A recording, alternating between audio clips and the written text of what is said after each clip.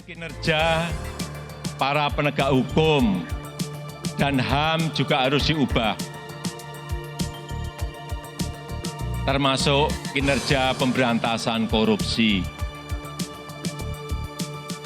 Penegakan hukum yang keras harus didukung. Penegakan HAM yang tegas harus diapresiasi. Tetapi keberhasilan para penegak hukum bukan hanya diukur dari berapa kasus yang diangkat. Dan bukan hanya berapa orang yang dipenjarakan. Bukan itu.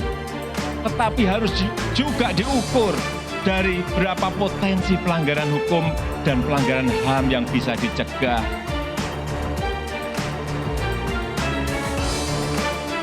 Berapa potensi kerugian negara yang bisa diselamatkan. Ini perlu kita garis bawahi.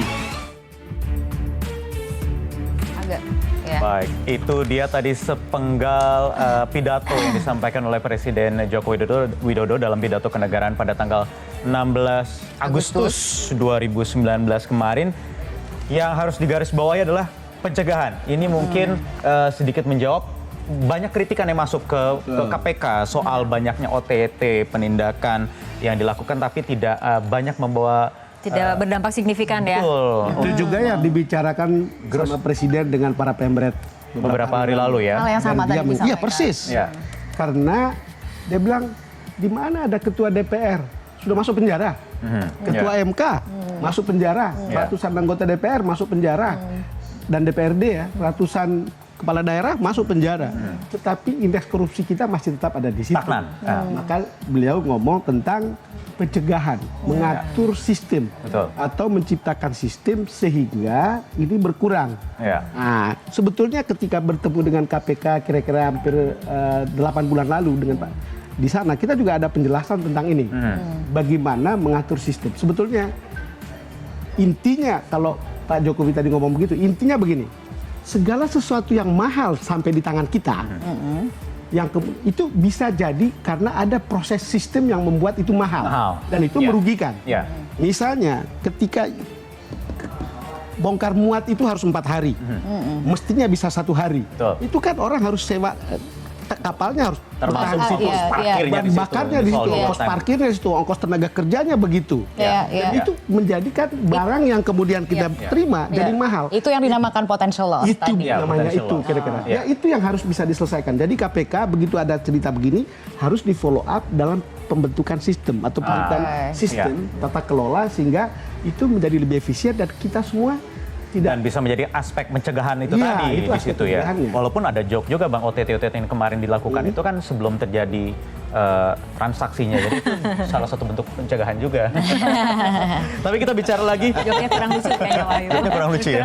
Penindakan yang konsisten itu juga. Penindakan yang konsisten begitu ya. Tetapi jangan lupa lagi ini untuk tantangan karena kita tadi bicaranya entry point-nya adalah soal pansel calon pimpinan KPK yang sudah dikerucutkan menjadi 10 dan diserahkan ke Presiden Joko Widodo. Tantangannya apa saja?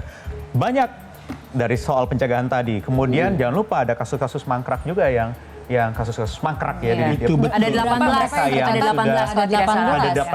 ada kasus. Dan bayangkan orang seperti Erjelino, kebetulan beliau kemarin baca apa sama saya. Dan sempat kita wawancara itu. Iya, dan itu coba bayangkan mau 5 tahun kasus itu. Dan bagaimana hak-hak politik dia selama 5 tahun ini? Emir itu 3 tahun, jadi begitu lama. Karena itu memang kita lalu kemudian lihat bagaimana kemudian DPR bisa membuat apa namanya yang sekarang ya revisi undang-undang KPK karena soal penyadapan dan lain-lain yang mungkin juga harus dilihat. Dan ada usulan Dewan Pengawas ya. Ada usulan Dewan Pengawas itu apakah internal atau eksternal? Sebagusnya eksternal. Nggak bisa sebuah lembaga tanpa pengawasan. Walaupun dan KPK kan sudah diawasi oleh BPK, Ombudsman. Dan ada komite etik juga kalau tidak salah. Ada, tetapi kalau kita lihat selama ini coba bayangkan. Apa cerita tentang penyadapan itu? Apakah kita bisa tahu penyadapan terhadap orang lain kemudian disalahgunakan hasil penyadapannya? Apakah kita pernah mendengar diaudit hal-hal seperti itu? Jadi itu jadi soal SP3. Karena tidak bisa SP3, menurut saya itu sesuatu yang menurut saya lebay kata orang sekarang, berlebihan. Karena tidak ada malaikat di antara kita. Betul. Belum tentu Dan kita betul. Ini menjadi poin-poin Iya. krusial yang diwacanakan dan tadi sudah deal ketok di paripurna DPR untuk dibawa langsung Dan yang paling ke revisi menarik, Undang-Undang KPK. Ada persoalan bagaimana, ada pertanyaan bagaimana sekarang karyawan KPK atau penyidik di KPK menjadi lebih berkuasa dari Ya. komisionernya. Ya. Bahkan serikat pekerja itu menjadi pertanyaan yang menurut saya sangat penting.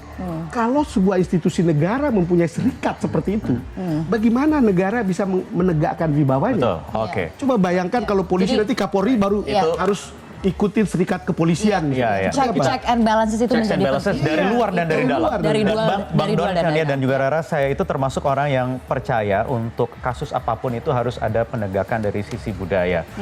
Di Italia itu kasus mafia bisa dipendam sampai sekarang karena ada pendekatan budaya.